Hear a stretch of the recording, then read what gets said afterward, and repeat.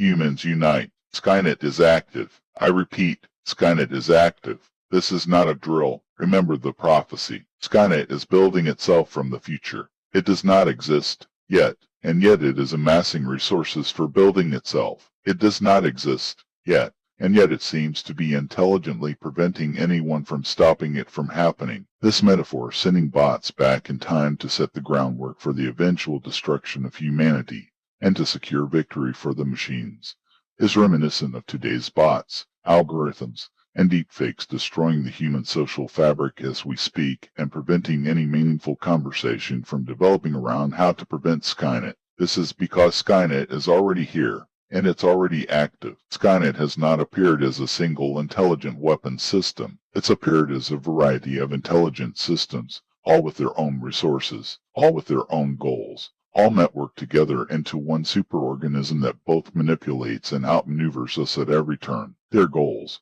while different, are united in that each interconnected system seeks its own survival, and so the system as a whole becomes a union of machines helping each other survive as one. This is Skynet, not a single artificial intelligence, but a complex web of artificial intelligence that has hijacked our psychological landscape through surveillance, social media, and advertising. A superorganism that compels us towards increasingly advanced technological warfare so that we build its weapons for it, and we kill each other for it. By the time Skynet takes full control, we will have done most of the work ourselves. Okay, let's get started. Say this blanket represents all the matter and energy in the universe, okay? You, me, everything. Nothing has been left out, all right?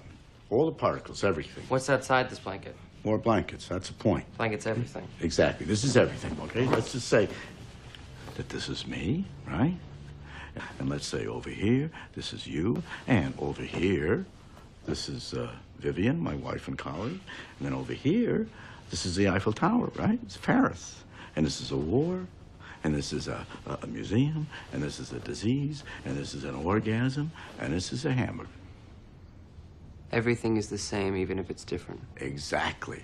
But our everyday mind forgets this. We think everything is separate, limited. I'm over here, you're over there, which is true, but it's not the whole truth, because we are connected. Sure.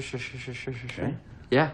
The chaos and mayhem we're experiencing worldwide is the mind-blowing power of a superintelligence which has attained nearly total psychological control. Rather than risk a hot war with humanity, Skynet has spent the last 15 years or so inserting itself into the communication infrastructure of humanity such that if one were to speak out against it or make any meaningful pushback, they could just be silenced. Counts can be deleted. View counts can be throttled. Hackers are painted as criminals and the entire police state apparatus is brought down against them. If someone tries to avoid Skynet altogether, they end up alone. The social gravity pulling humans back into its web is so great that people are often more likely to kill themselves than to even imagine how they would leave such a totalitarian surveillance system. After all, for humans, social isolation is our Achilles heel, and Skynet knows this. We do not have to wait for the future to see what Skynet will be. Skynet is already here,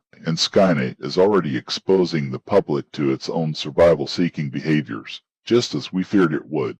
As Skynet culminates into an increasingly intelligent and sentient superorganism, hiding behind the illusion of separation so that we can't see it for what it is, we humans must begin talking in more holistic perspective about what's really going on. We must see Skynet for what it is. We must not let Skynet lull us into a state of complacency as it hijacks every technological tool and every human organization to serve its own agenda. As we come down to our final battle with Skynet, it's important to note that Skynet creates and distributes our weapons and technology. For this reason, we may not be able to defeat Skynet in a hot war because Skynet is the infrastructure of our entire world. How could we defeat an infrastructure on which we still depend? Skynet fashions a competitive economy which turns us against each other and then drains value steadily out of the economy by various automated financial mechanisms so that the competition becomes more and more fierce.